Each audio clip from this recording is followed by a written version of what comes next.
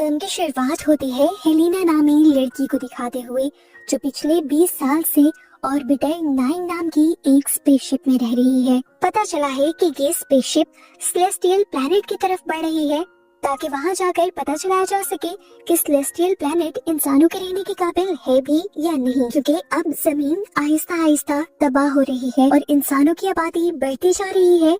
इसीलिए इंसानों को रहने के लिए नए प्लैनेट की तलाश है।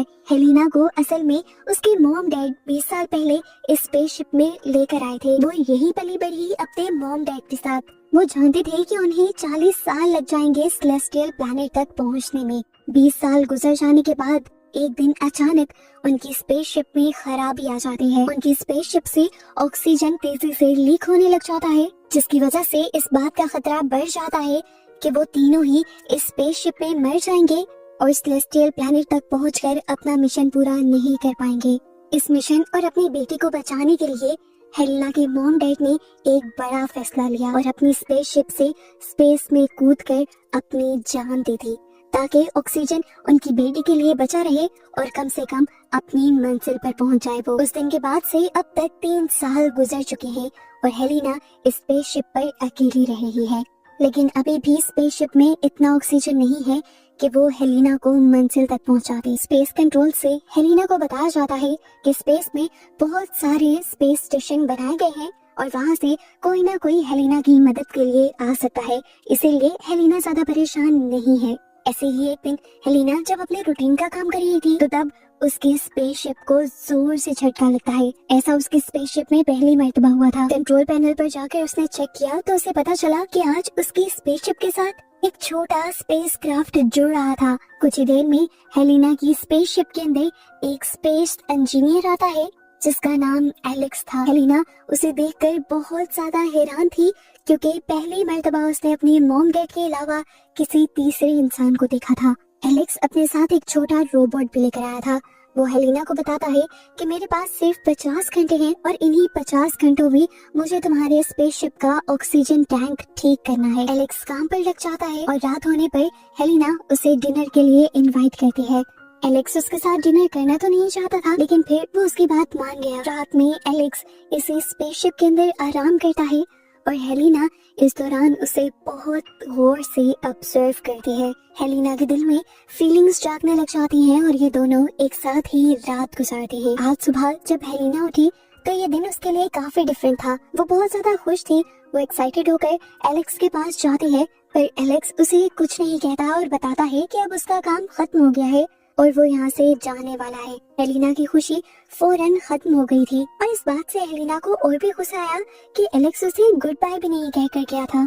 स्पेसशिप से निकलने के बाद हम एलेक्स को एक हॉलवे से गुजरता हुआ देखते हैं, जिसके बाद वो ऊपर की तरफ आ जाता है और रिवील होता है कि एलेक्स इस टाइम स्पेस में नहीं था, बल्कि वो तो अर्थ पर था। ट्विस्ट ये पता चला कि ऑर्बिटर 9 भी कोई स्पेसशिप नहीं है, जहाँ पर पिछले 20 साल से हेलिना रह रही है।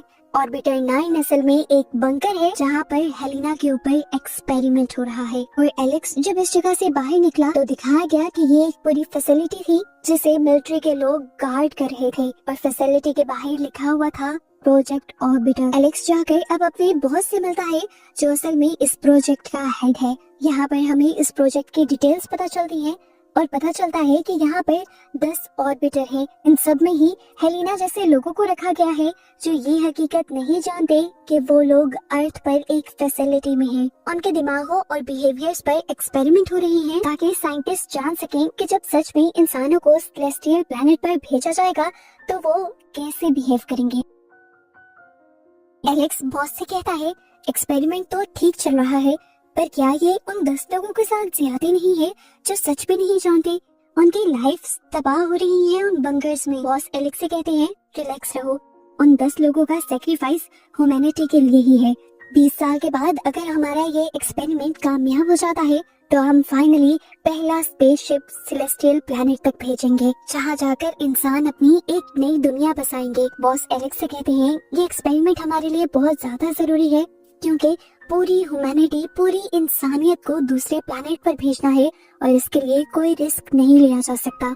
ये बातें सुनने के बाद एलेक्स अब अपने घर के लिए निकल जाता है। रेडियो न्यूज में बताया जाता है कि आज सेलेस्टियल प्लैनेट की तरफ पहले जाने वाले स्पेसक्राफ्ट को तबाह हुए 5 साल गुजर गए थे। ये वो पहला स्पेसक्राफ्ट था जिसे एलेक्स की निगरानी में सबसे पहले सेलेस्टियल आइलैंड की तरफ भेजा जा रहा था। पर स्पेसक्राफ्ट के स्पेस में लॉन्च होती ही पूरा का पूरा स्पेसक्राफ्ट तबाह हो गया और स्पेसक्राफ्ट में मौजूद सारा क्रू और साइंटिस्ट भी मारे गए। इस हादसे के बाद अब तक कोई दूसरा स्पेसक्राफ्ट सेलेस्टियल प्लैनेट तक नहीं भेजा गया था।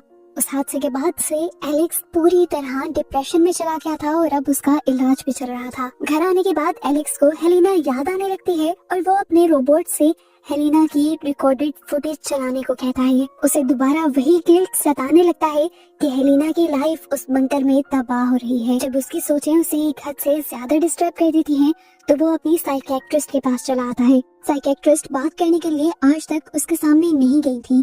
ये लोग एक स्क्रीन के पार से बात करते थे।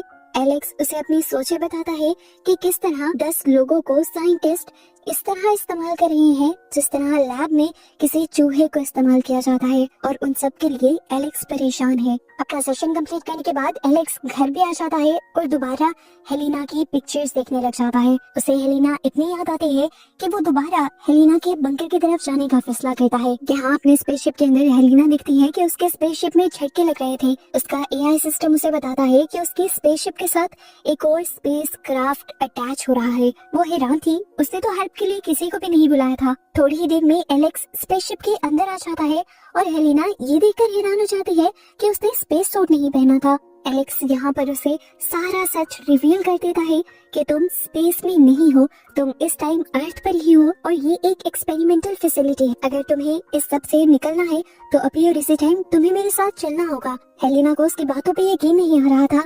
वो पिछले 20 सालों से यहाँ थी। तो अब एलेक्स यहाँ पर लगे हुए कैमरास निकाल कर हेलिना को दिखाता है। वो बताता है कि बचपन से एक्सपेरिमेंट हो रहा है तुम्हारे ऊपर नजर रखी जा रही है, तुम्हारे बिहेवियर को, तुम्हारी बॉडी को ऑब्जर्व किया जा रहा है। ये सारी बातें करते हुए वो अब कंट्रोल पैनल तक जाता है और हेलिना की पुरानी रिकॉर्ड हुई सीसीटीवी फुटेजेस को लाइव फुटेज के साथ मर्ज कर देता है, ताकि जब हेलिना यहाँ से निकले तो किसी को भी शक ना हो। और हेलिना की मूवमेंट को ट्रेस करने के लिए वो अपना रोबोट यहाँ पर छोड़ देता है, ताकि किसी को भी शक ना हो कि हेलिना ऑर्बिटर 9 से निकल चुकी है। एलेक्स अब हेलिना को लेकर बंकर के बाहर आ गया था। बाहर आते ही हेलिना की हार्ट बीट बहुत ज्यादा तेज हो जाती है, क्योंकि वो पहली मर्तबा रोशनी को देख रही थी। वो अपने इर्द गिर्द के माहौल को देखकर ऐसे हैरान हो रही थी जैसे ये सब नकली हो। एलेक्स जानता था कि यहाँ से हेलिना को निकालना आसान नहीं है, इसलिए वो हेलिना को एक ऐसे बॉक्स में डालता है जिस बॉक्स के अंदर से हेलिना की बॉडी ट्रैक ना हो पाए, और इस बॉक्स को वो अपनी डिग्गी में रखकर हेलिना को अपने घर ले आता है। घर आकर एलेक्स हेलिना को सारा सच बताने लगता है। वो बताता है कि मैं एक साइंटिस्ट हूँ और इस प्रोजेक्ट का एक बहुत बड़ा हिस्सा हूँ। प्रोजेक्ट की डिटेल्स बताने के बाद वो हेलिना को ये भी बताता है कि मैं उस दिन ऑक्सीजन टैंक ठीक करने नहीं आया था, मैं वहाँ का एआई सिस्टम चेक करने के लिए आया था। एलेक्स उससे ये भी बताता है कि तुम्हारे मॉम डैड भी अभी तक जिंदा हैं। ये बात सुनकर हेलिना शॉक हो जाती है और उनसे मिलने की रिक्वेस्ट करती है।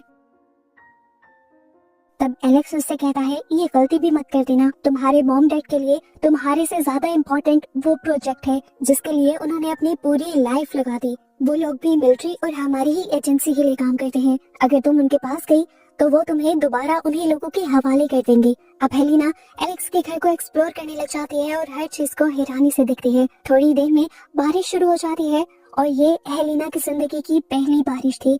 वो इसे बहुत एंजॉय करती है। अगले दिन हम देखते हैं कि एलेक्स अपने साइकियाट्रिस्ट के पास आया था। उसने बताया कि हेलिना के लिए उसने स्टैंड ले लिया है और फाइनली वो हेलिना को वहाँ से निकाल लाया है। साइकियाट्रिस्ट उसकी बहादुरी पर बहुत ज्यादा हैरान होती है और पहली मर्तबा अब उसके सामने आती है और उसे अपना कार्ड देती है, ये कहते हुए कि अगर तुम्हें कभी भी मेरी हेल्प की जरूरत पड़े तो तुम मुझे याद कर सकते हो।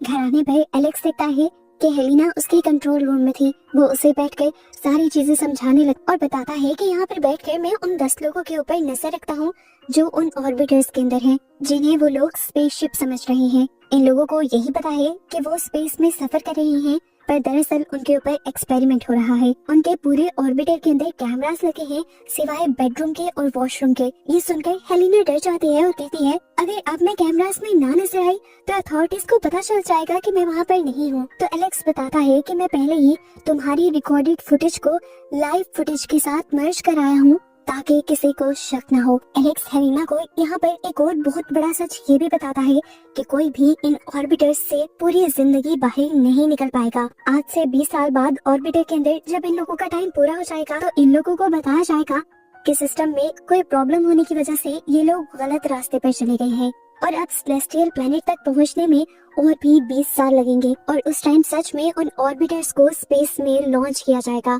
इस तरह पूरी जिंदगी ऑर्बिटर से इंसान कभी बाहर नहीं आएंगे और तुम्हें देखो मैं बाहर ले आया हूँ। एलेक्स उसे ये भी बताता है कि ये सब इंसानों के लिए किया जा रहा है। खैर रात में एलेक्स हेलिना को नाइट क्लब में लेकर जाता है और अपने फ्रेंड्स से भी मिलवाता है और यहाँ पर जब सारे एलेक्स के दोस्त हेलिना के बारे में पूछते हैं कि वो कहाँ से आई है तो एलेक्स उन सब की बातों का रुख मोड़ देता है। कुछ दिन गुजरते हैं और एलेक्स हेलिना की बॉडी पर कुछ निशान दिखता है और परेशान होकर उसे अपने डॉक्टर फ्रेंड के पास लेकर जाता है। उसका फ्रेंड हेलिना का चेकअप करने के बाद उसे बताता है कि हैरानी की बात है हेलिना की स्किन बहुत ज्यादा सेंसिटिव है, ऐसे जैसे वो कभी धूप में निकली ही ना हो। क्योंकि डॉक्टर को कुछ कुछ समझ आ रहा था तो एलेक्स भी उससे कुछ नहीं छुपाता और उसे बता देता है कि वो हेलिना को ऑर्बिटर से निकाल कर लाया है। खैर ये लोग दोबारा घर आ जाते हैं और अगले दिन जब एलेक्स घर पर नहीं होता तो हेलिना एलेक्स की ऑफिस में जाती है। वहाँ पर उसे सारे ऑर्बिटर्स की फाइल मिलती है जिसमें से वो अपनी फाइल निकाल कर जब चेक कर रही होती है तो उसे एक बहुत बड़ा सच ये पता चलता है कि वो कोई नॉर्मल इंसान नहीं थी बल्कि उसे क्लोनिंग कर कर बनाया गया था। ये सच एलेक्स उससे छुपा गया था और ये सच जानकर वो टूट चुकी थी। इसी फाइल में हेलिना के पेरेंट्स का भी एड्रेस था जिसके जरिए हेलिना को क्लोन किया गया था। हेलिना अब उनसे मिलने का फैसला करती है और अकेले ही एलेक्स के घर से निकल जाती है। एलेक्स जब घर आता है तो वो हेलिना को ढूंढता है। हेलिना जब उसे कहीं नहीं मिलती तो वो अपने ऑफिस में जाता है और हेलिना की खुली हुई फाइल देखकर समझ आता है कि हेलिना अपने पेरेंट्स से मिलने के लिए निकल चुकी है। हेलिना अब अपने पेरेंट्स से मिलती है और उन पर गुस्सा करती है क्योंकि वो दोनों उसे उस ऑर्बिटर में छोड़ आए थे। हेलिना भी इसलिए भी टूटी हुई थी क्योंकि उसे अपना आप अब इंसान नहीं लग रहा था। उसकी मॉम उसे समझाती है, देखो चाहे तुम एक नॉर्मल बच्ची नहीं हो लेकिन तुम्हें हम इंसानों के ही जीन लेकर बनाया गया है और मैं तुम्हारी सैरोगेट मॉम हूँ। एक नॉर्मल बच्चे की तरह मैंने 9 महीने तुम्हें अपने पेट में पाला है। अभी जब ये दोनों बातें ही कर रहे थे तब हेलिना के डैड आकर हेलिना को रेलिंग से बांध देते हैं और अथॉरिटीज को कॉल कर देते हैं कि वो आकर हेलिना को यहाँ से ले जाएं। हेलिना समझ जाती है कि एलेक्स ने सच कहा था। उसके पेरेंट्स के लिए उससे ज्यादा उनका ये प्रोजेक्ट इम्पोर्टेंट था। पर हेलिना की मॉम के अंदर अभी भी हेलिना को लेकर इमोशंस थे। वो यहाँ अपने हस्बैंड को ही बेहोश कर देती हैं उसके सर पर कोई चीज मारते हुए और हेलिना को यहाँ से भगा देती हैं अथॉरिटीज के आने से पहले पहले। कुछ देर तक वो सड़कों पर ही भागती रहती है और तभी उसे एलेक्स मिल जाता है जो उसे ही ढूंढ रहा था। हेलिना उससे भी बात नहीं करना चाहती थी क्योंकि उसने भी हेलिना से सच छुपाया था। एलेक्स के पास भी अपनी सफाई में बोलने के लिए कोई लफ्ज नहीं थे। उसने बस हेलिना को गले लगा लिया। यहाँ अब अथॉरिटीज को पता चल गया था कि हेलिना ऑर्बिटर से बाहर निकल आई है, इसलिए वहाँ के लोगों में एक अफरा तफरी सी मच जाती है। अथॉरिटीज ये फैसला करती हैं कि हेलिना को मार दिया जाएगा क्योंकि उनके इस प्रोजेक्ट को तब तक सीक्रेट रहना था जब तक वो ऑर्बिटर्स को स्पेस में लॉन्च न कर देते। एलेक्स जानता था कि अथॉरिटीज जल्द ही उस तक आएंगी, इसलिए वो हेलिना को लेकर अपनी साइकियाट्रिस्ट के पास चला जाता है और साइकियाट्रिस्ट भी उसे छुपाने के लिए मान जाती है। मिलिट्री सोल्जर्स जो हर जगह हेलिना और एलेक्स को ढूंढ रहे थे वो एलेक्स और हेलिना को ढूंढते हुए उसके कॉन्टेक्ट्स के सभी घरों में आते हैं और ऐसे ही साइकियाट्रिस्ट के घर भी आ जाते हैं। उन्हें देखकर साइकियाट्रिस्ट घबरा जाती है तो ये समझ जाते हैं कि साइकियाट्रिस्ट ने ही उन दोनों को छुपाया हुआ था। इस टाइम हेलिना और एलेक्स उस स्क्रीन के पीछे थे जिस स्क्रीन के पीछे से वो हमेशा अपने पेशेंट्स से बातें किया करती थी। हेलिना और एलेक्स इन सभी लोगों को देख सकते थे। साइकियाट्रिस्ट जब उन्हें सच्चाई नहीं बताती तो वो साइकियाट्रिस्ट को ही शूट कर देते हैं और पहली मर्तबा अपने सामने होते इस मर्डर को देखते ही हेलिना चीख मार देती है और ऐसे ये लोग यहाँ पर पकड़े जाते हैं। और इससे पहले कि कोई और उन्हें पकड़ लेता वो लोग इस बिल्डिंग से निकलकर ऊपर की तरफ भागने लग जाते हैं। अभी वो थोड़ी दूर गए ही थे कि हेलिना ने रुकने का फैसला कर लिया। वो जानते थे कि अथॉरिटीज किसी भी तरह से उन्हें पकड़ लेंगे चाहे वो जितना भी भाग लें, इसीलिए वो अपनी गिरफ्तारी दे देते हैं ताकि कम से कम एलेक्स बच सके। रात में एलेक्स टूटा हुआ नाइट क्लब में आ जाता है जहाँ वो अपने फ्रेंड डॉक्टर से भी मिलता है और दिखता है कि उसकी कंपनी के लोगों ने डॉक्टर को भी बहुत मारा था उसी के बारे में पूछने के लिए। यहाँ पर डॉक्टर उसे एक और हैरानी की बात ये बताता है कि उसने हेलिना के बहुत सारे टेस्ट किए थे और टेस्ट की रिपोर्ट्स के मुताबिक उसे पता चला कि हेलिना अर्थ के एनवायरनमेंट में सरवाइव कर ही नहीं सकती, क्योंकि वो पिछले 20 साल से ऑर्बिटर के अंदर रही है और अगर उसे जिंदा रखना है तो उसे वापस ऑर्बिटर के अंदर ही जाना होगा। ये सोचते हुए एलेक्स के दिमाग में एक नया आइडिया आता है और वो फौरन अपनी कंपनी में वापस जाता है, जहाँ पर हमें पता चलता है कि अथॉरिटीज हेलिना को मारने का ऑर्डर दे रही थी, क्योंकि वो जानते थे कि अब हेलिना को ऑर्बिटर 9 से बाहर निकलने का रास्ता पता चल गया है और अब हेलिना ऑर्बिटर 9 के अंदर नहीं रह सकती थी। इससे पहले कि वो लोग हेलिना को मार देते, एलेक्स वहाँ आकर अपने बॉस से कहता है, मेरी बात सुनिए, हेलिना इस टाइम प्रेग्नेंट है और उस बच्चे का डैड मैं हूँ। हेलिना अर्थ के एनवायरनमेंट में सेफ नहीं रह सकती। मैंने उसके बहुत सारे टेस्ट करवाए थे।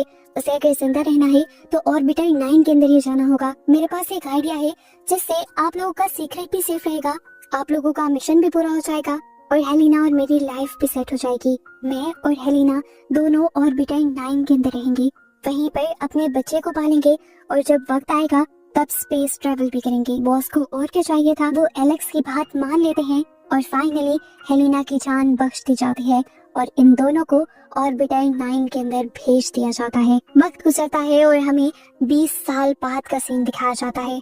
बॉस इस टाइम बूढ़े हो चुके थे और अब वो टाइम आ चुका था जब उन ऑर्बिटर्स को स्पेस में लॉन्च करना था। वो इस टाइम ऑर्बिटर 9 के बाहर खड़े थे और उस बंकर के अंदर से एक जवान लड़की बाहर निकलती है। ये लड़की हेलिना और एलेक्स की बेटी थी। वो लड़की एक तेज आवाज के आने पर आसमान की तरफ देखती है और पता चलता है कि ऑर्बिटर 9 अब स्पेस में लॉन्च हो चुका था। इन लोगों का ये एक्सपेरिमेंट कामयाब रहा था और अब सभी ऑर्बिटर्स सेलेस्टियल प्लैनेट की तरफ निकल चुके थे, जो इन सब के लिए एक बहुत बड़ी सक्सेस थी। और बस यही सब दिखाते हुए ये मूवी यहाँ खत्म हो जाती है।